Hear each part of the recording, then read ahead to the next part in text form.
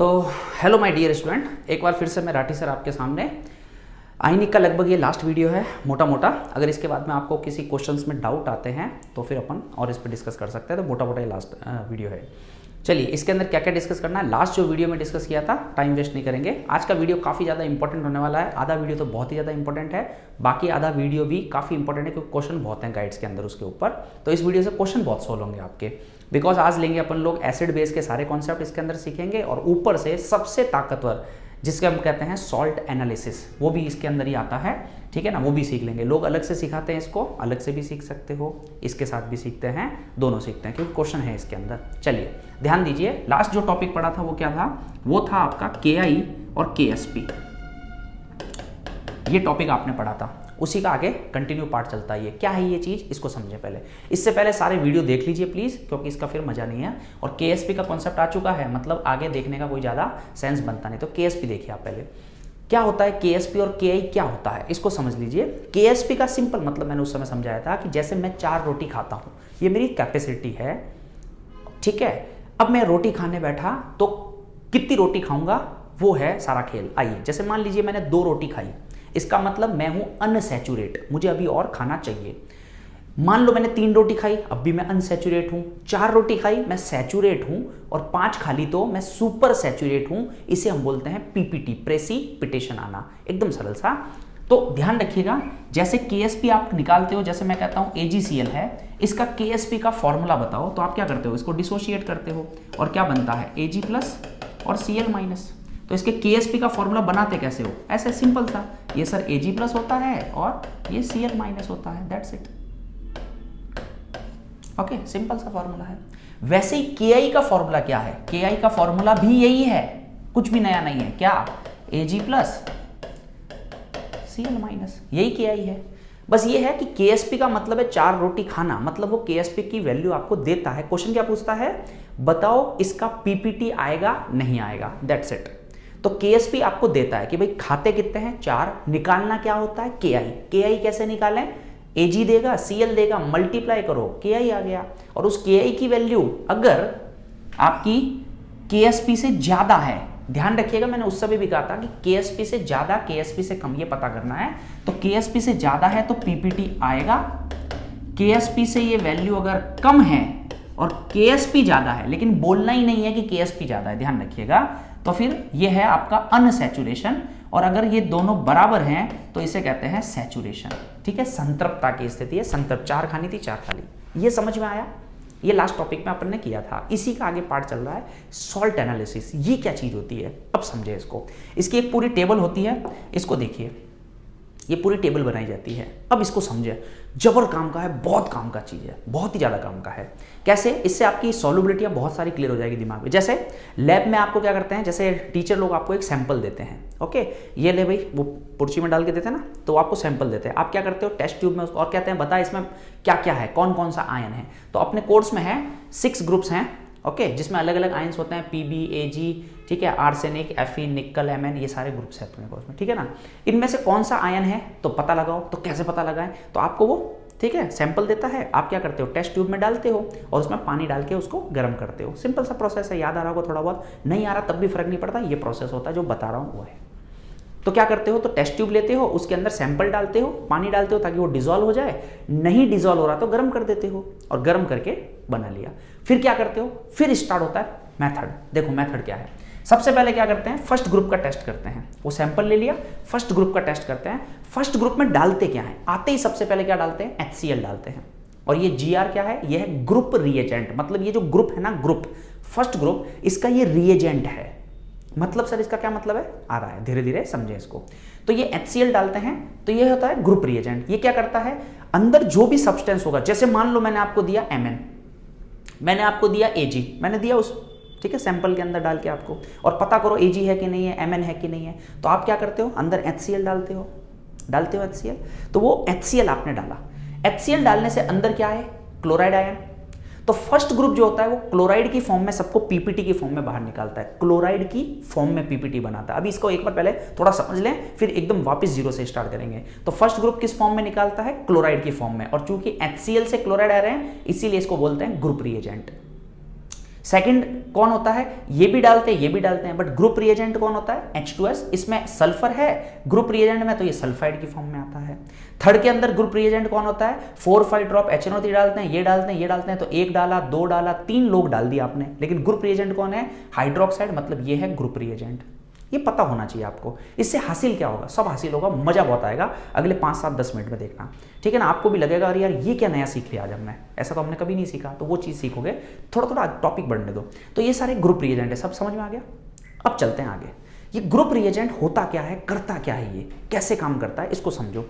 जैसे ये कोई सोल्यूशन है आपके पास में, इसमें क्या क्या है, इसमें 2 लोग हैं, Ag है और Mn है, ये मान लो मैंने आपको दिया। तो आपने क्या किया, फर्स्ट ग्रुप लिया, उसमें क्या किया, आपको तो कोई मतलब नहीं है, आप तो प्रोसेस फॉलो कर रहे हो। आपने क्या किया, पानी लिया, डिसॉल्व किया, हो गया तो ठीक, नहीं तो गर्म किया, हो गया। सबसे पहले HCl डालोगे, अगर कोई है तो PPT आ जाएगा। अगर फर्स्ट ग्रुप का कोई भी सब्सटेंस हुआ ना, तीनों में से कोई भी आयन हुआ तो प्रेसिपिटेट दिखेगा, व्हाइट है, ब्लैक है, ऐसे PPT दिखेंगे आपको, प्रेसिपिटेट दिखेगा, ओके, अवक्षेप दिखेगा। अगर अवक्षेप आ जाए इसका मतलब फर्स्ट ग्रुप प्रेजेंट है, फर्स्ट ग्रुप प्रेजेंट है, ये इसका मतलब है। समझ आ गई, सिंपल सी बात। और अगर मान लो कोई PPT नहीं आया तो फर्स्ट ग्रुप नहीं है, तो नहीं है तो क्या करें, तो फिर सेकंड ग्रुप का टेस्ट करो, हो सकता है सेकंड हो, तो आपने फिर H2S डाली, उसमें H2S गैस पास की, तो वहां पे PPT आया, मतलब सेकंड ग्रुप इनमें से कोई है। पता चला उसमें भी कुछ नहीं हुआ, ओके, तो फिर थर्ड ग्रुप का टेस्ट करो, HNO3 डालो, ये डालो, ये डालो, और फिर PPT आया तो थर्ड ग्रुप है। समझ गए, इसका मतलब इतने सारों में कौन है कैसे पता लगाएंगे, जैसे ही आप कुछ डालते हो अगर PPT आता है तो वो है, फिर उन 3 का टेस्ट करो, इन 9 का टेस्ट करो, इन 3 का करो, 4 का करो। समझ गए, ये बेसिक कॉन्सेप्ट। अब एक बात समझाओ, मैंने आपको 2 लोग दिए, अब मन से समझना, मैंने दिया आपको Ag और मैंने दिया आपको Mn, ओके। जैसे ही आप लोग फर्स्ट ग्रुप का टेस्ट करोगे, ओके, आपको तो नहीं पता क्या दिया, टेस्ट करोगे तो क्या आएगा, PPT आएगा कि नहीं आएगा, समझ गए, आएगा। PPT आएगा मतलब इन तीनों में से कोई एक है, फिर इसका आगे टेस्ट करते हैं क्या।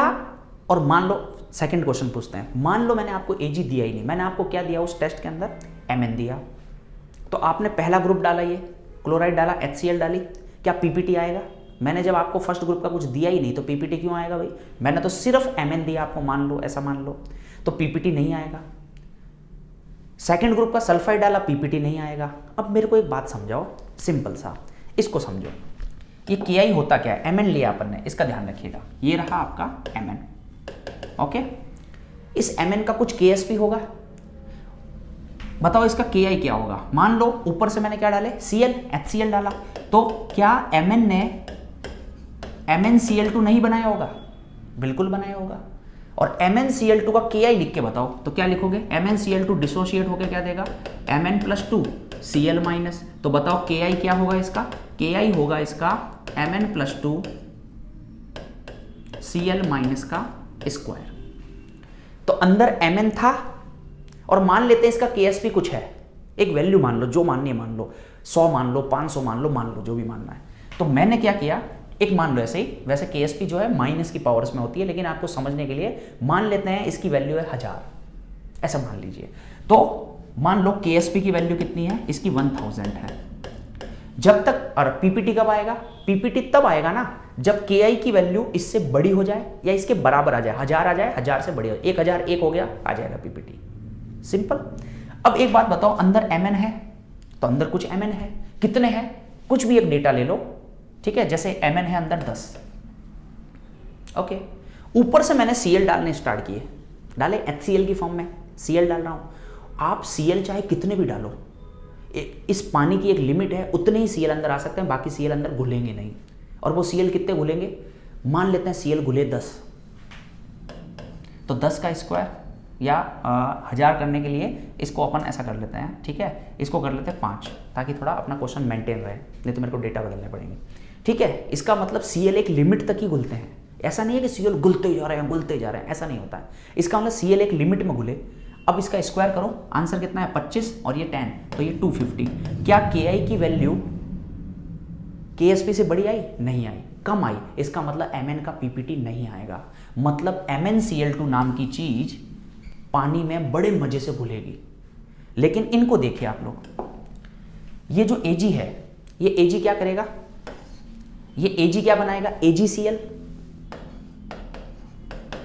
मैं तो कहता हूँ सारे लोग अंदर हैं, सब अपने अपने Cl बनाएंगे, क्योंकि मैंने ऊपर से HCl डाला है, तो PbCl2 बनेगा, AgCl बनेगा, HgCl2 बनेगा, कॉपर Cl2 बनेगा, CuCl2 बनेगा, AlCl3 बनेगा, FeCl3 बनेगा, सब बनेंगे, लेकिन किसी का भी पीपीटी नहीं आएगा सिवाय इन 3 के। लाइन क्या बनी इससे? काम की बात निकालो कि इन तीनों के क्लोराइड पानी में नहीं घुलते हैं, इन सब के क्लोराइड पानी में घुलते हैं, क्योंकि इनके पीपीटी नहीं आते हैं। ये हमको पता है, इस टेस्ट से हमको पता है नहीं आता है, क्योंकि फर्स्ट ग्रुप में सिर्फ 3 का टेस्ट आता है। इसका मतलब अगर मैंने आपको Fe दिया है तो ऊपर से जब आपने HCl डाला है ना, तो अंदर FeCl3 बना होगा, तो FeCl3 का पीपीटी तो नहीं आया सर। बिकॉज इसलिए नहीं आया क्योंकि FeCl3 बहुत घुलता है, पीपीटी नहीं आता, यानी इसका KSP बहुत बड़ा है क्लोराइड का, और इतना बड़ा है कि चाहे कितने भी तुम क्लोराइड डाल दो, वो सब मल्टीप्लाई होके Ki की जो वैल्यू बन रही है वो KSP से बड़ी नहीं आ रही है। जैसे अभी MnCl2 का एग्जाम्पल लिया, बड़ी नहीं आ रही है। इसका मतलब ये जो टेबल है ये कैसे सेट की गई है, ये सॉल्युबिलिटी का मोटा मोटा बढ़ता क्रम है, इंक्रीजिंग ऑर्डर है देखा जाए तो। इसका मतलब यहां से एक लाइन बनाइए, वो कौन से क्लोराइड है। जैसे मैं एक रैंडम क्वेश्चन पूछूं आपसे, जैसे ये क्वेश्चन पूछ लिया मैंने, ओके, ये क्वेश्चन पूछ लिया मैंने, जैसे which is soluble in water, Hindi में कौन पानी में घुलता है। अब यार ये क्या बात हुई, सॉल्युबिलिटी तो हमारे को आधी अधूरी आती है, कोई फर्क नहीं पड़ता अगर आपको ये टेबल याद है तो आइए जैसे ऑप्शन देखिए, कौन पानी में घुलता है, ठीक है, ये क्वेश्चन है। जैसे ऑप्शन है AgCl, PbCl2, HgCl2 और चौथा है आपका FeCl3। बताओ कौन घुलता है। बड़े मजे से आप कहोगे यार कितना रैंडम क्वेश्चन है सर, यार ये मुझे कैसे पता। अरे बिल्कुल पता है, क्योंकि ऐसे तो सर क्लोराइड हजार कितने बहुत सारे हो सकते हैं, तो क्या फर्क पड़ता है, आपको टेबल याद होनी चाहिए। 3 लोग ऊपर वाले क्लोराइड की फॉर्म में नहीं घुलते हैं, पीपीटी आ जाता है उनका, बाकी सब घुलते हैं। इसी तरह से अगला क्वेश्चन मैं इनके और ऑप्शन चेंज कर दूं, कुछ भी कर दो, चलो मैं लेता हूं कार्बोनेट वाले लेता हूं। एक बात बताओ ये क्या चीज है, इसका मतलब इससे एक लाइनें बनाओ पहले तो, फिर अपन और क्वेश्चन बनाते हैं। सिंपल सा है, मान लीजिए, समझ आ गई बात। इसका मतलब क्लोराइड जो है, इनके क्लोराइड बनते भले ही हैं बट पीपीटी नहीं आता, बट इनके पीपीटी आते हैं। आ जाओ, जैसे मैं कार्बोनेट डालता हूं, अब मान लो जैसे एक लैब में कोई बच्चे ने मस्ती कर ली, कैसे, क्या हुआ कि मैंने जैसे Mn दिया आपको, इसको समझो, या मैंने बेरियम दिया आपको, ठीक है, तो मैं सोचता हूं कि आपको एक क्वेश्चन दूं बेरियम के नाम का, ठीक है, तो उसमें बेरियम का टेस्ट करो। तो मैंने बेरियम दिया, तो 2 बच्चे हैं, एक बच्चा ऐसा है जिसको पता ही नहीं है कि बेरियम दिया सर ने, और दूसरे बच्चे ने चुपके से ऐसे देख लिया और सर ने बेरियम डाला है, ठीक है। तो पहले बच्चे की बात करते हैं जिसको पता नहीं है, वो क्या करेगा, वो आएगा और टेस्ट करेगा। सबसे पहले सॉल्ट डालेगा, सब कुछ पानी वानी डालेगा, HCl डालेगा, पीपीटी आएगा नहीं आएगा। इसका मतलब बेरियम डाला है यानी BaCl2 बनेगा। क्या BaCl2 का पीपीटी बनता है? नहीं बनता, यानी BaCl2 पानी में घुलता है तो पीपीटी नहीं आएगा। फिर हमने क्या किया, H2S डाला, तो क्या बनेगा, BaS बनेगा। BaS भी पानी में घुलता है। कि सर आपको कैसे पता या हमें कैसे पता? अरे बेवकूफों, यही तो बात है, ये सारे डिसॉल्व होते हैं। इसका मतलब बेरियम, जब तक ये सारे लोग घुलेंगे, क्योंकि अगर बेरियम का पीपीटी आता, बेरियम सल्फाइड बनता BaS और उसका पीपीटी आता, तो बेरियम यहां थोड़ी आता, वो तो यहीं आ जाता। बेरियम का क्लोराइड BaCl2 अगर पीपीटी बनता तो वो यहां थोड़ी आता, फिर वो यहीं आ जाता। ये अक्ल का खेल है। इसका मतलब ये सिंपल नहीं है, ये एक रैंडम क्वेश्चन को सॉल्व करता है, आपके इनऑर्गेनिक के रैंडम क्वेश्चन को सॉल्व करवा देता है। फिर सुने, तो मैंने सल्फाइड डाला, BaS बना, पीपीटी नहीं आया। फिर मैंने ये डाला, सारा कुछ OH डाला, हाइड्रोक्साइड डाला, BaOH का ट्वाइस, पीपीटी नहीं आया। और आपको अगर याद हो तो फर्स्ट A के सारे हाइड्रोक्साइड पानी में घुलते हैं, सेकंड A के भी सारे घुलते हैं पानी में, ये सब यहीं से आते हैं। आइए और आगे, ऐसे करते करते जब आप, फिर वो जो बच्चा था जिसे टेस्ट कर रहा है, ये किया नहीं आया, ये किया नहीं आया, ऐसे करते करते जब वो यहाँ पहुंचा तो पीपीटी आया। मतलब उसको ये समझ में आ गया कि ये सारे लोग नहीं हैं, पक्की बात है ये तीनों लोग हैं। तो उसने इन तीनों का टेस्ट करना शुरू किया, फिर बेरियम का पता लगाया, मतलब इन तीनों में से कोई एक है, फिर धीरे धीरे बेरियम का पता लगाया। ये सब यहाँ तक समझ में आया। अब मान लो कोई एक बच्चा जो साइड में ऐसे देख रहा है, जिसने देख लिया कि बेरियम है, अब बताओ वो टाइम पास करेगा क्या? याद करो ट्राइट्रेशन, आपके लैब के ट्राइट्रेशन कभी आपने किया हो, आपको पता है ट्राइट्रेशन की वैल्यू कहाँ आती है? 20 ml पे। नल खोल देते हो सीधा सीधा, और आपको पता है 20 आती है। तो ज़्यादातर लोग ट्राइट्रेशन कैसे करते हैं, ट्राइट्रेशन करना कैसे चाहिए, एक एक बूंद टपकाओ और देखो पिंक कलर आया कि नहीं। याद है ट्राइट्रेशन ऐसा कुछ, तो बूंद टपकाते हैं, चेक करते हैं पिंक आया कि नहीं आया।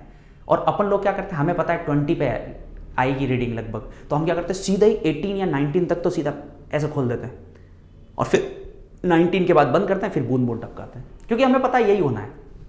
वैसे किसी बच्चे ने वो देख लिया कि सर ने बेरियम दिया है, तो बताओ वो क्या करेगा, वो टाइम पास करेगा क्या, क्योंकि उसको पहले ही पता है Cl डालोगे पीपीटी नहीं आएगा, डालोगे पीपीटी नहीं आएगा, डालोगे पीपीटी नहीं आएगा। तो वो आते ही क्या करेगा, कार्बोनेट डालेगा, पीपीटी आएगा, हो गया टेस्ट।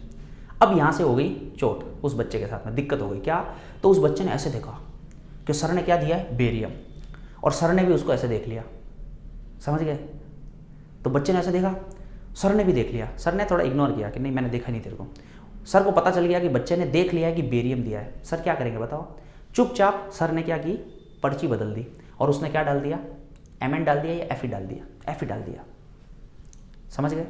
अब बताओ क्या होगा, अब वो बच्चा क्या करेगा, बच्चा क्या ये वाले टेस्ट करेगा, वो तो कहेगा सीधी पता है हमको कार्बोनेट डालो, हो गया। उसने आते ही ये डाला। मेरा क्वेश्चन सरल है, बताओ ये जो कार्बोनेट है तो फेरिक का कार्बोनेट बनेगा, बताओ FeCO3 का पीपीटी बनता है कि नहीं बनता है, एकदम सरल, तो बड़े मजे से बनेगा। ध्यान रखना, कार्बोनेट का पीपीटी सबका बनता है, क्लोराइड का पीपीटी इनका बनता है, इनका नहीं बनता। सल्फाइड का पीपीटी इनका बनता है, इनका भी बनता है, इनका नहीं बनता। हाइड्रोक्साइड का पीपीटी समझ पा रहे हो, इनका बनता है, इनका भी बनता है, इनका नहीं बनता है। कार्बोनेट का पीपीटी इनका बनता है, इसका नहीं बनता है, इनका बनता है। ये गजब चीजें हैं। इसका मतलब उसने आते ही कार्बोनेट डाल दिया तो मैंने Fe दिया, पीपीटी आ जाएगा और उसको क्या लगेगा कि ये है पीपीटी। इसलिए टेस्ट जो होते हैं ना वो सिस्टमेटिक किए जाते हैं। छोड़िए सारी बातें, आपने क्या सीखा इससे, इसको समझें। सिस्टम लगाओ मत लगाओ उसको छोड़ो, काम की बात क्या सीखी, सीधा कॉन्सेप्ट है। जो ऊपर आते हैं ये सब क्या है, ये सॉल्युबिलिटी का मोटा मोटा अगर देखें तो बढ़ता क्रम है, KSP का क्रम है, KI का क्रम है, समझ गए। ये बेसिक ऑर्डर है। इसका मतलब क्लोराइड की फॉर्म में ये निकलते हैं, ये नहीं निकलते, सल्फाइड में ये निकलते हैं, ये नहीं निकलते, ऐसा कुछ चल रहा है मामला। यहां तक समझ में आई। अब चलते हैं अगले टॉपिक पे। अब एक बात समझो, इसके अंदर बहुत सारे प्रैक्टिकल में कॉन्सेप्ट बनते हैं, क्या क्या उसको देखो। जैसे यहाँ तक कईयों के दिमाग में ये क्वेश्चन आना स्टार्ट हो चुका होगा कि सर यहाँ पे आपने PB लिया, AG लिया और HG लिया, ये PB और HG तो यहाँ भी आ रहे हैं, ऐसा कैसे सर, वो फर्स्ट में भी आते हैं, सेकंड में भी आते हैं, बिल्कुल आते हैं। ध्यान रखिएगा, PB और AG के जो KSP की वैल्यू है, KI की जो वैल्यू है वो काफ़ी बॉर्डर लाइन होती है। इसका मतलब जब आप क्लोराइड डालते हो तो वो क्लोराइड इतने होते हैं कि सिल्वर को तो निकाल देते हैं, क्योंकि इसका KSP काफ़ी कम होता है तो निकल जाता है। लेकिन इनके जो KSP होते हैं ना ये थोड़े अच्छे होते हैं, बरोबर बॉर्डर पे आते हैं, मतलब PPT आ भी सकता है और नहीं भी आ सकता है। तो इनका PPT आता तो है लेकिन पूरा ढंग से नहीं आता, इसलिए PB और HG को दोनों को सेकेंड ग्रुप में भी निकालते हैं। ये ठीक है। दूसरा क्वेश्चन, एक एक करके क्वेश्चन कवर करते हैं कि सर सल्फाइड यहां भी है, सल्फाइड यहां भी है, ठीक है। ध्यान रखिएगा, ये सारे लोगों का जो सल्फाइड है ना वो पीपीटी आ जाता है, यानी इन सारे लोगों को थोड़ा सल्फाइड से भी काम चल जाएगा। लेकिन अगर आपने ज्यादा सल्फाइड डाल दिया ना तो इनका भी पीपीटी आ जाएगा। इससे बचने का क्या तरीका है, इससे बचने का तरीका है कि ये जो सल्फाइड है इसको कम डालो। अब कम कैसे डाले, कोई गिन के थोड़ी डाल सकते हैं सर, तो इसका एक तरीका होता है। इसमें कौन है भाई, ये रहा H और ये रहा H, इसे बोलते हैं कॉमन आयन इफेक्ट, समझ गए। कॉमन आयन इफेक्ट की वजह से क्या होता है, दो कॉमन आयन है सिंपल सा, तो जो उसमें स्ट्रांग होगा ना वो अपनी ताकत दिखाएगा, वो बड़े मजे से बाहर आएगा, जो वीक है वो बहुत कम बाहर आता है। तो मान लीजिए HCl नहीं है, H2S अकेला है, तो H2S सल्फाइड खूब बाहर आएगा और वो इतना बाहर आएगा कि सेकंड को तो निकालेगा, वो थर्ड को भी निकाल देगा, फोर्थ को भी निकाल देगा, क्योंकि फोर्थ भी सल्फाइड के रूप में है। इससे बचने का तरीका ये होता है कि सल्फाइड कम डालो। अब कम गिन के नहीं डाल सकते, तो दूसरा तरीका होता है पहले ही उसमें HCl डाल दो, और ये HCl अंदर पहले से ही कॉमन आयन दे रहा है, H और H कॉमन है, और कॉमन की वजह से ये सल्फाइड बनते हैं कम, और इतने बनते हैं कि ये तो निकल जाते हैं बट ये और ये नहीं निकलते हैं। ये इतना सा कॉन्सेप्ट है। अब मेरे को एक बात बताओ, कॉमन आयन इफेक्ट कब एप्लीकेबल होगा, पहले इसको डालें फिर इसको डालें, या पहले इसको डालें फिर इसको डालें? ये भी गजब की चीज है। कई बच्चे प्रैक्टिकल करते हैं और उनको इतना पता है कि सेकंड ग्रुप में ये दोनों डालने हैं, तो जो पहले बोतल मिल गई HCl H2S जिसकी पहले मिल गई वो डाल देते हैं कि डालना तो दोनों ही है।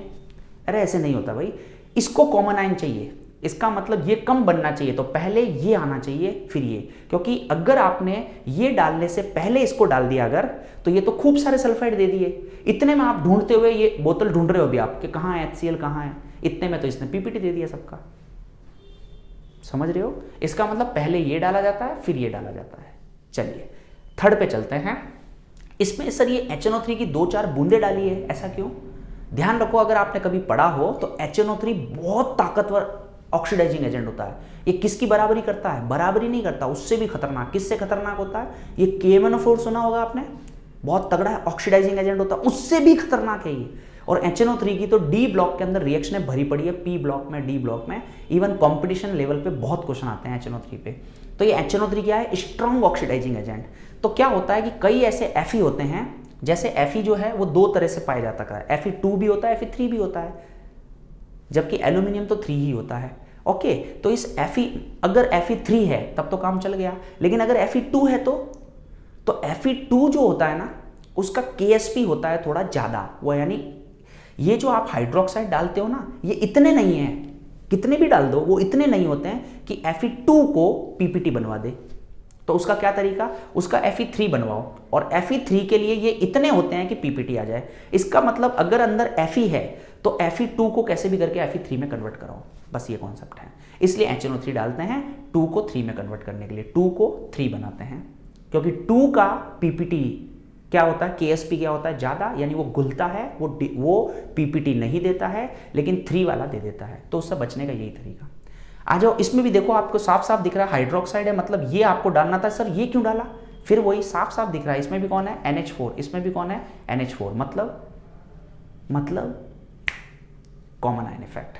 इसका मतलब इसके हाइड्रोक्साइड को भी लिमिट में डालना है आपको, यूं नहीं भर भर के डाल दिए, इतने डाल दिए कि ये भी PPT में आ गए, ऐसा नहीं कर सकते। तो इसको कम डालो। तो कम डालने के लिए क्या करें? पहले से ये डाल देते हैं, पहले से ये डाल देते हैं। कॉमन आयन कौन बनाएगा? जो स्ट्रांग है, और ये रहा सॉल्ट, सॉल्ट स्ट्रांग होता है। तो ये डालते हैं पहले, ये बाद में, यूं नहीं कि पहले ये डाल दिया फिर ये डाला, सब गड़बड़ हो जाएगी।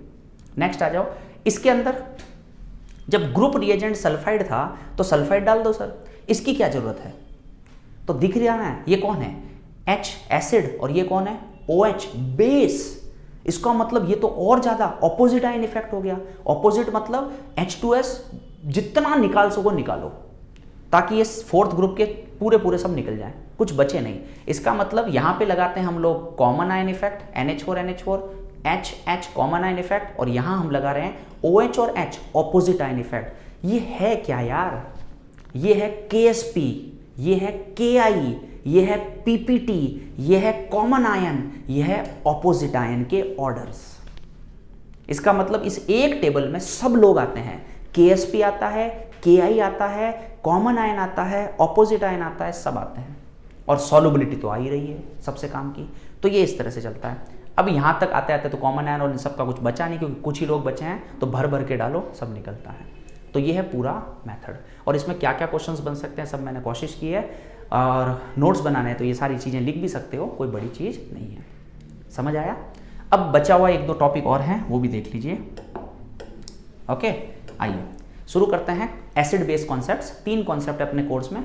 एक तो है आपका एक है आपका एसिड बेस कॉन्सेप्ट में आर्हेनियस कॉन्सेप्ट, दूसरा है ब्रॉन्स्टेड लोरी। ब्रॉन्स्टेड लोरी पे क्वेश्चन बहुत बनते हैं, और लेविस पे भी बनते हैं, गाइडों में खूब मिलेंगे आपको, कंपटीशन पे भी मिलेंगे।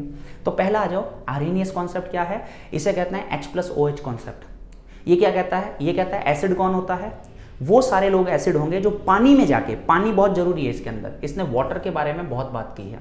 इसका मतलब पानी में जो H+ दे वो एसिड है, और पानी में जो OH दे वो बेस है। सिंपल। इसका मतलब इसने एक चीज बहुत गलत ले ली, गलत तो क्या है, खैर उसकी मर्जी है, जैसा काम करेगा। इसने कहा कि सॉल्वेंट जो है ना वो पानी होना जरूरी है। पानी में कोई अगर H देता है तो एसिड है, पानी में OH दे तो बेस है। और लोगों ने कहा अच्छा पानी नहीं हुआ तो? कोई कैरोसिन के अंदर H दे रहा है तो? कि सर मुझे नहीं पता। कोई बेंजीन में दे रहा है तो? कि मुझे नहीं पता। अच्छा किसी में H हो ही नहीं तो? जैसे CO2, SO2, SO3, इसमें H ही नहीं है तो कैसे देगा? लेकिन हमें पता है कि SO2 गैस होती है, एसिडिक होती है, CO2 एसिडिक होता है। अब बताओ, तो ये आर्हेनियस कॉन्सेप्ट कई जगह फ्लॉप हुआ, फंसा। तो पहले देख लेते हैं क्या कहा। तो इसने सॉल्वेंट की फॉर्म में किसको लिया, वाटर को, कि पानी लेना बहुत जरूरी है, जल ही जीवन है, वैसा कुछ काम किया इसने। ठीक है, थोड़ा सा हट जाते हैं ताकि आप स्क्रीनशॉट भी ले सको इसका या नोट्स बना सको। ओके, पॉज करके चलिए वापस देख लो। तो क्या बोला इसने, पानी में जो H दे वो H+ दे वो एसिड, जो OH दे वो बेस।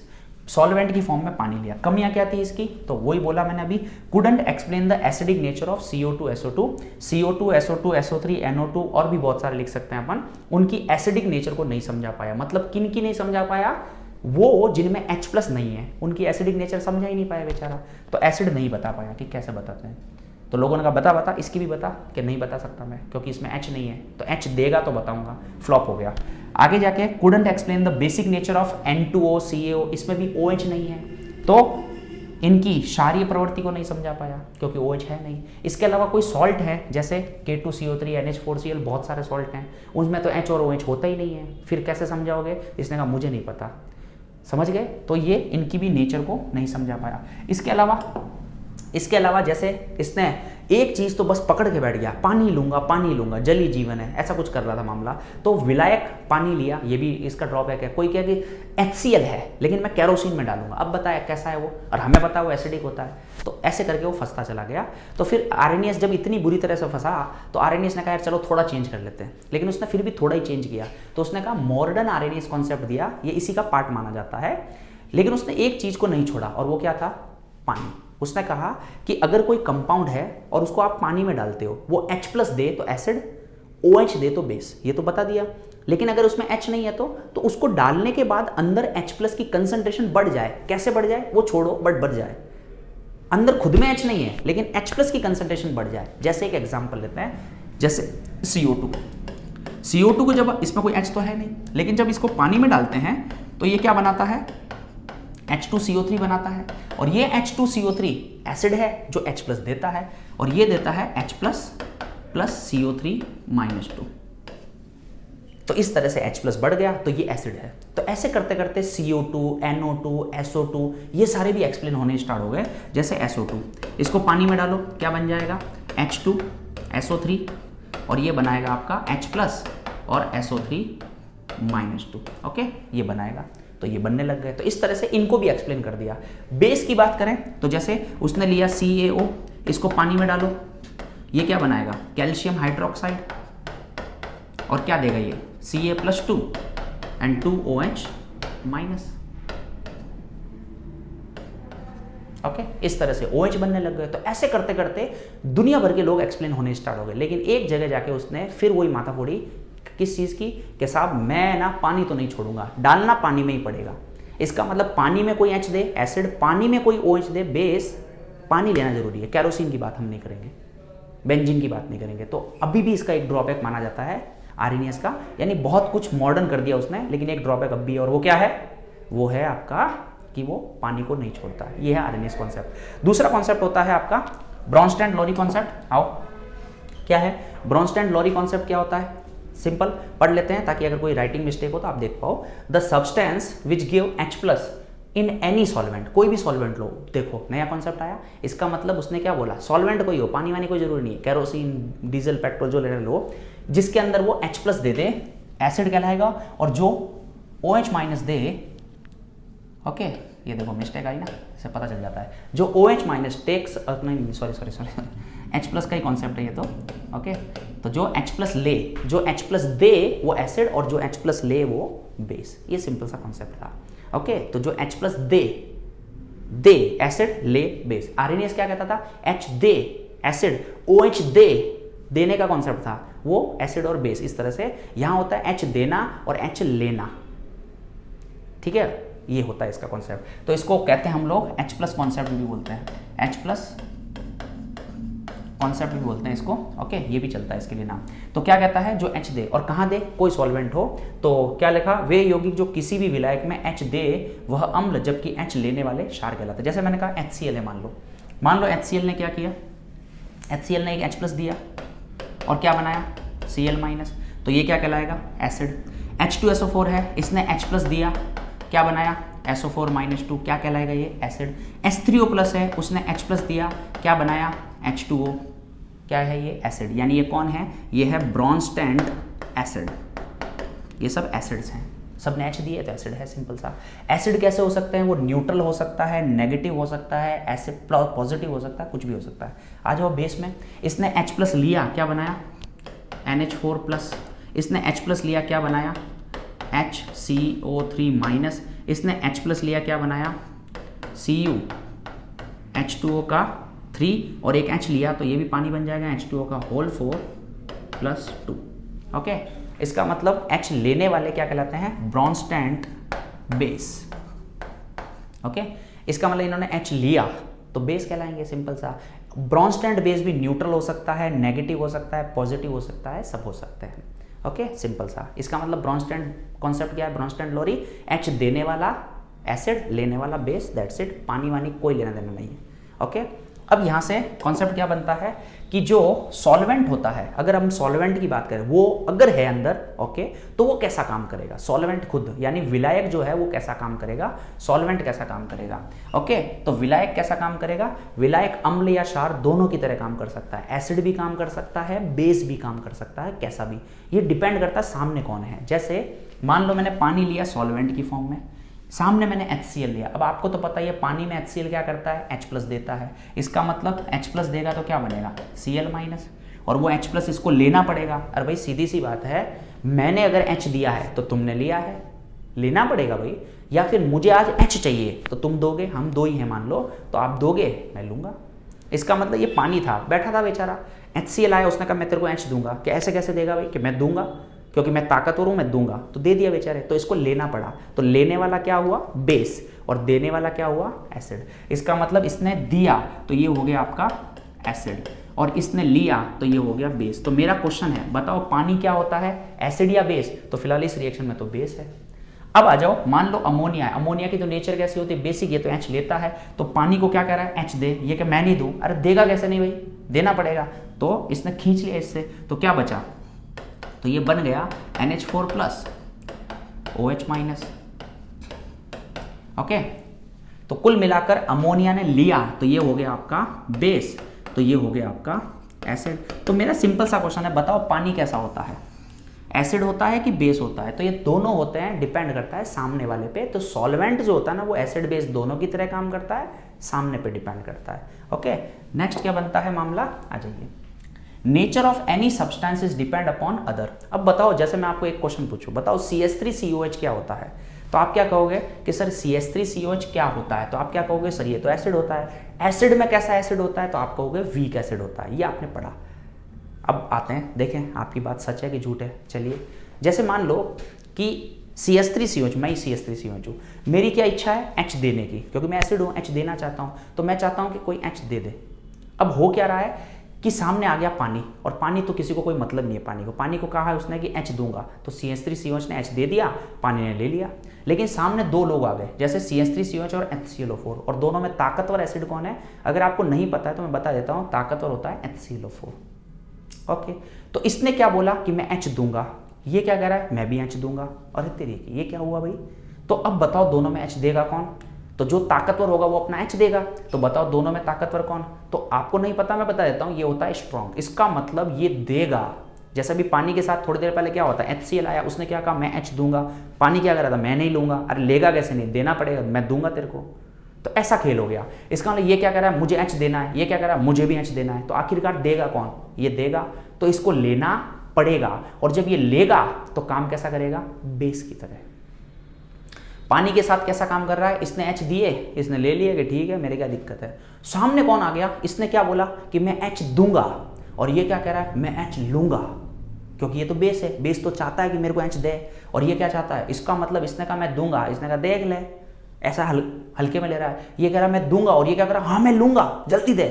ये क्या कह रहा है? मैं दूंगा, ये क्या? मैं दूंगा, तू कैसे देगा? तो तेरे को उल्टा तू पकड़।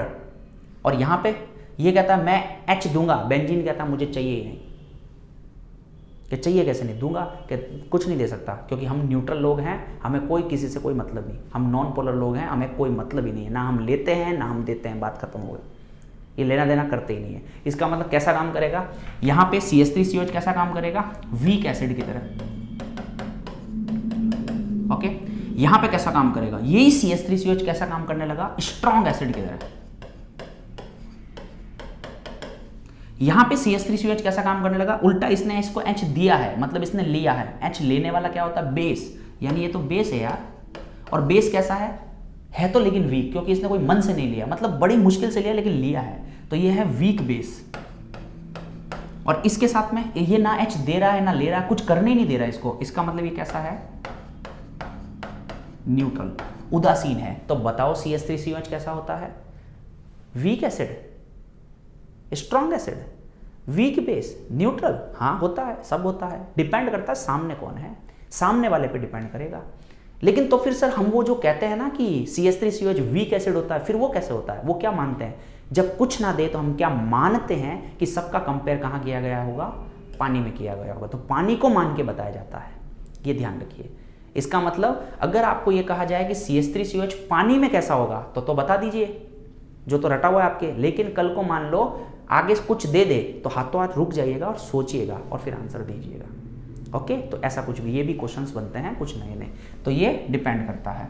नेक्स्ट आइए बाय रिमूवल और एडिशन 1H+, साफ लिखा है मैंने, 1 मतलब एक ही है, एक H+ लेने या देने से conjugate acid base pair formation occur. एक अम्ल H+ लेने या देने से संयुग्मी अम्ल सार युग्म का निर्माण होता है। ये क्या है सर, आओ धीरे धीरे, मतलब मैं अगर अपना एक H देता हूं तो मेरे से कुछ तो बनेगा, H तो निकल गया तो कुछ बचा तो सही ना।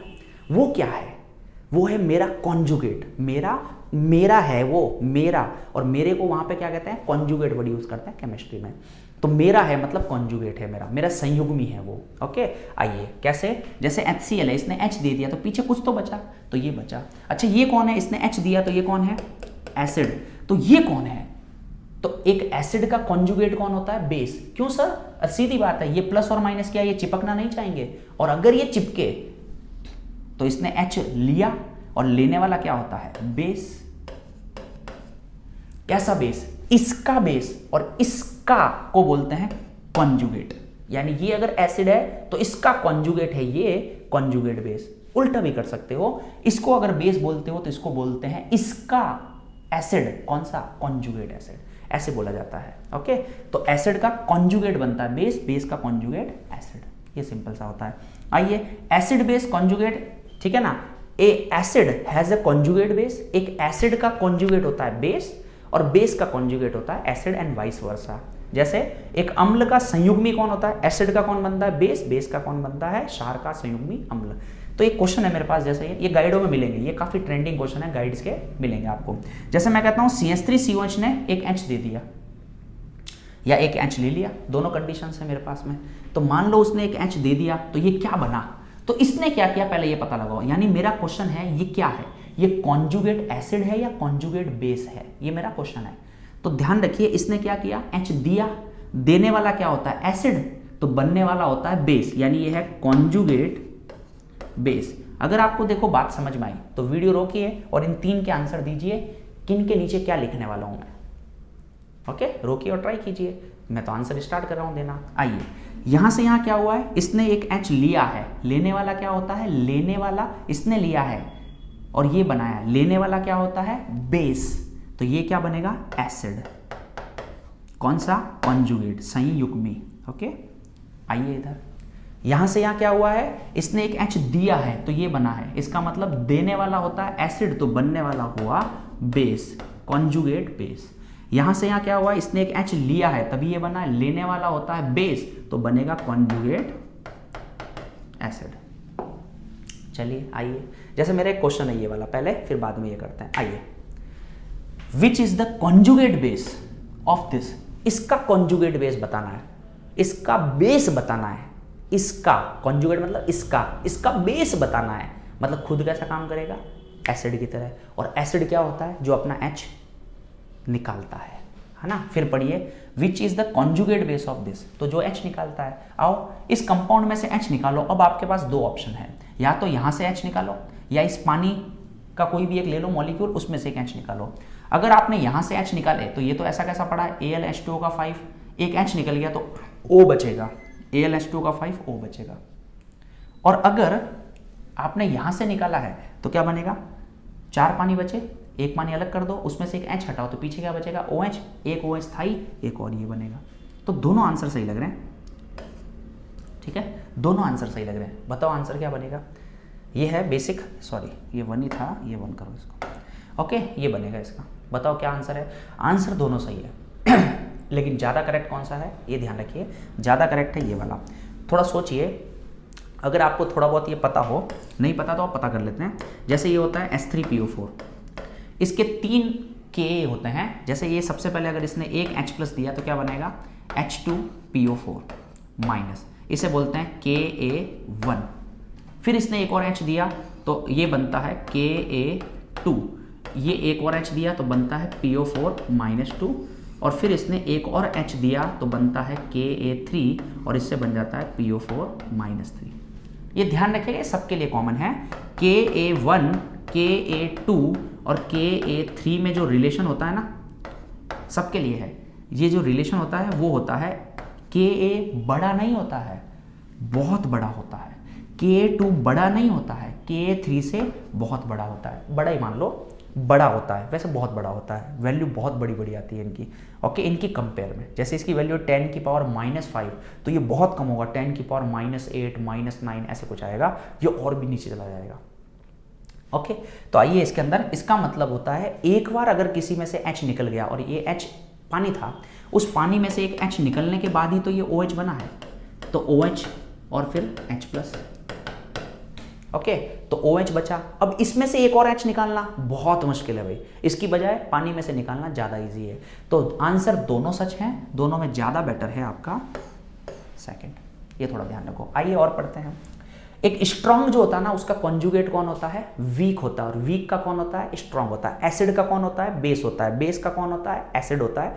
स्ट्रॉन्ग का कौन होता है, वीक होता है। वीक का कौन होता है, स्ट्रॉन्ग होता है। क्या मतलब है, आओ जैसे HCl है, सबको पता है HCl कैसा होता है, स्ट्रॉन्ग एसिड। क्यों सर, ये तो डिपेंड करता है सामने वाले पे। नहीं, मैं पानी मान के चल रहा हूं, और पानी के केस में HCl स्ट्रॉन्ग एसिड है। तो ये अगर स्ट्रॉन्ग एसिड है तो ये क्या बनेगा, एसिड का क्या बनता है, बेस, ओके चलो लिख लेते हैं पूरा। तो ये है आपका स्ट्रॉन्ग एसिड, तो ये बनेगा आपका बेस, और स्ट्रॉन्ग का बनता है आपका वीक। क्योंकि अगर ये स्ट्रॉन्ग है तभी तो इसने तेजी से H लिए हैं, मतलब इसने बहुत धीरे से H लिए हैं। क्योंकि अगर ये भी तेजी से लेगा तो वापस चला जाएगा, और ये वापस चला गया तो फिर इसने दिए कहाँ। ये अक्ल का खेल है, थोड़ा सा दिमाग लगाइए। ये अगर स्ट्रॉन्ग है इसका मतलब इसने तेजी से H दिए हैं, मतलब इसने धीरे से लिए हैं या नहीं लिए हैं, ऐसा समझ लो। कि नहीं सर इसने भी तेजी से लिया, तेजी का मतलब इसने तो, ये तो स्ट्रॉन्ग है, स्ट्रॉन्ग मतलब ये तो वापस चला जाएगा, तो फिर इसने दिए कहाँ, ऐसा कॉन्सेप्ट है। समझ आई। तो ये कुछ कॉन्सेप्ट्स हैं। चलिए, तो ये है आपका ब्रॉन्स्टैंड लॉरी पूरा कॉन्सेप्ट। आइए लास्ट एंड फाइनल कॉन्सेप्ट है आपका लेविस कॉन्सेप्ट। ये क्या होता है, आइए ये होता है लॉन पेयर का कॉन्सेप्ट होता है। बोलो आर्हेनियस कॉन्सेप्ट क्या था, H देना OH देना। ब्रॉन्स्टैंड कॉन्सेप्ट क्या था, H देना H लेना। And lone pair Lewis concept, lone pair देना और लेना।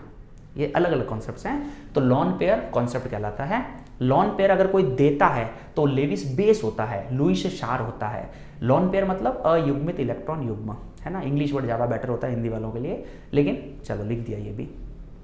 तो लॉन पेयर देने वाला बेस, लेने वाला एसिड। जैसे अमोनिया का एग्जांपल याद रखा करो हमेशा, अमोनिया पे लॉन पेयर होता है तो लॉन पेयर देता है, लॉन पेयर देने वाला बेस, लेने वाला एसिड। जैसे मैंने कुछ क्वेश्चन लिखे हैं, बताइए इनमें एसिड कौन है, बेस कौन है। ओके जैसे तो जो लॉन पेयर देगा वो बेस होगा, जो लेगा वो एसिड होगा। तो बताइए ये रहा H+, ये रहा इसके ऊपर लॉन पेयर, ये इसको देगा तो क्या बनेगा, NH4+ बनेगा। ओके तो इसने दिए तो ये है लेविस बेस, इसने लिए ये है लेविस एसिड। आ जाओ इसमें भी, H2O के पास ये रहे लॉन पेयर तो क्या बनाएगा, H3O+ बनाएगा। तो ये लेविस बेस हो गया, ये लेविस एसिड। I- ने लॉन पेयर देगा इसको तो क्या बनेगा, I3-। ओके तो इसने दिए, इसने लिए, तो लेने वाला एसिड, देने वाला बेस। F- BF3 के साथ में क्या बनाएगा, BF4- बनाएगा। तो ये लेविस एसिड, ये लेविस बेस। ऐसा F4 क्या बनाएगा, SiF6-2, सिंपल। ओके तो ये सिंपल सा लेविस एसिड बेस। ओके चलिए नेक्स्ट आइए, आ जाओ। सॉल्वेंट इसके अंदर रिक्वायर्ड नहीं है, ध्यान रखिए। किस किस में सॉल्वेंट रिक्वायर्ड नहीं है, तो सॉल्वेंट तो आर्हेनियस में रिक्वायर्ड था, ब्रॉन्स्टैंड में तो उसमें भी रिक्वायर्ड नहीं था। जबकि इसके अंदर सॉल्वेंट का कोई लेना देना ही नहीं होता है। इसमें होता क्या है, कॉम्प्लेक्स बनता है सर इसमें, क्योंकि इसमें कोऑर्डिनेट बॉन्ड बनेंगे। लोन पेयर अगर कोई देता है तो क्या बनता है, कोऑर्डिनेट बॉन्ड, उपसह संयोजक बंध, कोऑर्डिनेट बनता है, तो फॉर्मेशन ऑफ कॉम्प्लेक्स बनता है, संकुल का निर्माण होता है। आ जाओ एसिड और बेस के क्लासिफिकेशन है। एसिड कौन होते हैं, तो एसिड का मतलब है जो लोन पेयर लेगा। लोन पेयर लेने के लिए वैकेंट ऑर्बिटल चाहिए, खाली चाहिए। तो खाली किस में होते हैं, कैटायन अगर है तो, धनायन अगर कोई होता है तो। कैटायन का मतलब इलेक्ट्रॉन की कमी, तो इलेक्ट्रॉन ले लेगा। तो जितने भी कैटायन है, ऑल कैटायंस, ऑल सभी कैटायन जो है इसमें आते हैं। लेकिन ये ऐसे लिखने से नहीं होता है। कैटायन का मतलब क्या है, मैं तो कहता हूँ ये भी मत पढ़िए, आप बेसिकली ये पढ़िए कि किसी में लोन पेयर ले रहा है, इसका मतलब उसमें वैकेंट ऑर्बिटल है, वो चेक करो। जैसे मैं कहता हूँ कैटायन है आपका, मान लो H+, क्या इसमें वैकेंट ऑर्बिटल है तो ये लेगा। लेकिन Na+ में वैकेंट ऑर्बिटल कहाँ है, जब वैकेंट ऑर्बिटल नहीं बना के देखो पता चलेगा। आउटर मोस्ट में क्या होते हैं, 2 8 1 1 निकल गया, 2 8, आउटर मोस्ट तो कंप्लीट है, 3D है ही नहीं इसमें, वैकेंट ही नहीं है, तो कैसे काम करेगा ये। इस तरह से NH4+, आउटर मोस्ट में कितने होते हैं, 5, नाइट्रोजन के 5 और 4 9, ओके 5 और 4 9, 1 चला गया यानी 8, ऑक्टेट कंप्लीट है, वैकेंट है ही नहीं, तो कैसे काम करेगा। तो ऐसे लिखने से काम नहीं चलता है। तो ऐसे बहुत एक्सेप्शनल केस भी बन सकते हैं, कुछ कुछ तो मैंने लिखे हैं, डॉट डॉट किया है, Mg+2 भी कर सकते हो एंड लाइक दैट। इसका मतलब सारे कैटायन हाँ जनरली आते हैं, लेकिन ये जो जिनका ऑक्टेट कंप्लीट है ये कैसे आएंगे, नहीं आएंगे इसमें, ये सारे कुछ आ जाओ। इसी तरह से ऑक्टेट इनकम्प्लीट, जिनका भी ऑक्टेट कंप्लीट नहीं है, वेरी गुड, ऑक्टेट कंप्लीट नहीं है मतलब वैकेंट ऑर्बिटल है, तो अपना तो काम चल गया। तो वैकेंट ऑर्बिटल BF2 BCl3 इन सब में, आउटर मोस्ट में कितने हैं, 3 और 3 6 इलेक्ट्रॉन है, तो वैकेंट ऑर्बिटल। इसके अलावा डी ब्लॉक तो सारे ही होते हैं, सोचो भी मत, ऑक्टेट का कॉन्सेप्ट नहीं होता, क्योंकि डी ब्लॉक खाली पड़ा रहता है। तो डी ब्लॉक खाली है तो वैकेंट ऑर्बिटल है, भर भर के आता है। तो डी ब्लॉक तो जितने लिख सको लिख लो, कोई ज़्यादा दिक्कत नहीं होती है। इसके अलावा ये सबसे ताकतवर एग्जाम्पल माने जाते हैं। इनमें तो सर ऑक्टेट भी कंप्लीट है, लेकिन इनमें मल्टीपल बॉन्ड्स हैं, OCCO। ये मल्टीपल बॉन्ड होता है, ज़्यादा इलेक्ट्रॉन नेगेटिव जो है इलेक्ट्रॉन खींचता है, जिसकी वजह से फोटो बनती है OCCO- और ये प्लस, और अब ये लेविस एसिड की तरह काम करता है। ये बहुत स्पेशल एग्जाम्पल है। ये एग्जाम्पल अगर कभी आया या किसी ने पूछा तो मुझे लगता है मुश्किल पैदा कर देगा वो किसी के लिए भी, क्योंकि ये इजी नहीं है किसी को भी एक्सप्लेन करना, क्योंकि किसी को पता ही नहीं होता। बहुत रेयर पता है लोगों को, पता हो सकता है किसी को, तो रेयर पता होता है। लेकिन कारण आप जब इसमें चेक करते हो तो कार्बन के आउटर मोस्ट में कितने होते हैं, 4 इलेक्ट्रॉन, 4 और 4 बॉन्ड बना लिए, मतलब 4 4 8, ऑक्टेट तो कंप्लीट है इसका, ठीक है। लोन पेयर है नहीं, वैकेंट ऑर्बिटल है नहीं, मतलब समझ रहे हो, हर तरह से डी ऑर्बिटल है नहीं, तो सर कैसे एक्सप्लेन करें। तो ध्यान रखिएगा इसमें क्या होता है, तो ये क्या चीज़ है, ये मल्टीपल बॉन्ड पाए जाते हैं, जिससे ये इलेक्ट्रॉन खींचता है तो ऐसी फोटो बनती है, तो ये काम कर जाता है। एक चीज़ आपने पढ़ी होगी, अगर ऑर्गेनिक में पढ़ी हो तो बेंजीन के अंदर सल्फोनेशन आता है एक, जरूरी नहीं ये बात सबको समझ में आए, लेकिन जिसको आ रही है उसी को आती है। सल्फोनेशन आता है, सल्फोनेशन में इलेक्ट्रोफाइल कौन होता है, इलेक्ट्रोफाइल होता है उसके अंदर SO3, और SO3 इलेक्ट्रोफाइल है, मतलब इलेक्ट्रॉन चाहिए उसको। अबे इलेक्ट्रॉन की कमी है इसमें, क्या बात कर रहे हो सर, चेक करो। सल्फर की फोटो बनाओगे तो OSSOO, एक्सप्लेन नहीं कर सकते आप इसके अंदर, क्योंकि सल्फर की वैलेंसी 6 होती है, हो गई है 6 और बढ़ा नहीं सकता ये, तो वैकेंट ऑर्बिटल है नहीं है, इसका कॉन्सेप्ट नहीं है, लेगा कैसे सर ये। तो फिर वही मल्टीपल बॉन्ड है तो ये इलेक्ट्रॉन खींचता है अपनी तरफ, ये ऐसे बना लेते हैं, ये खींचता है तो फोटो बनती है OSSOO- एंड ये प्लस, और ये प्लस बनते ही फिर ये इलेक्ट्रोफाइल की तरह काम करता है। ये ऑर्गेनिक में आता है आपके, ऐसे बहुत लिंक्ड चीज़ें हैं सारी, धीरे धीरे लिंक होती है। ओके, ये है आपका इसका क्लासिफिकेशन। नेक्स्ट आता है आपका classification of bases, classification of Lewis base. All anion, जितने भी एनाइन होते हैं वो सब तो आते ही हैं, कोई एक्सेप्शन नहीं होता उसमें, लेकिन लॉन पेयर वाले में कुछ कुछ एक्सेप्शन हो सकते हैं। जैसे ये आपकी कार्बीन है, ये एक्सेप्शनल होती है। CO है, CO को थोड़ा अवॉइड ही करना चाहिए आपको, क्योंकि उसमें लॉन पेयर है, ठीक है ना, लेकिन वो जनरली ढंग से काम नहीं करता, वो लेविस एसिड की तरह ज़्यादा काम करना पसंद करता है। तो ये कुछ एग्जाम्पल्स हैं। ये है भाई मेरी तरफ से आयनिक। बड़ा मन था मेरा किसी एक चैप्टर को चलाने का, सच में। अगर आपने पूरी सीरीज़ देखी अब तक और इस वीडियो को भी आपने लास्ट तक देखा है, तो मुझे उम्मीद है आपका आयनिक का क्वेश्चन लगभग बर्बाद नहीं होगा, बड़े आराम से सॉल्व हो सकता है। इसके अलावा भी अगर आपको क्वेश्चंस में आपको किसी में दिक्कत आती है तो इस पर एक वीडियो और बना सकते हैं क्वेश्चन सीरीज़ के नाम पे, तो वो लेकिन कमेंट करोगे तभी मुझे आइडिया लगेगा कि बनाया है तो कैसा बनाए और किस क्वेश्चन पे बनाए। अगर क्वेश्चन भी आपके पास में हो तो भी बता सकते हो, तो डाउट हो तो पूछ सकते हो, बता सकते हो, और वीडियो बना सकते हैं, कोई बड़ी चीज़ नहीं है उस पर। लाइव भी ले सकते हैं, कुछ भी ले सकते हैं, बट वो कमेंट करोगे ना तो मज़ा आएगा। सेकंड चीज़, सच में इतने बड़ा मन से बनाई मैंने, फर्स्ट टाइम बनाई है सीरीज़। सच में अगर आपको लगे तो लाइक कमेंट कीजिए, तो अच्छा लगता है, पता चलता है कितने इंटरेक्ट हो रहे हैं, और शेयर भी कीजिए तो और अच्छा लगेगा। ठीक है, आई होप समझ में आया होगा आई डी का आपको। Okay, thank you.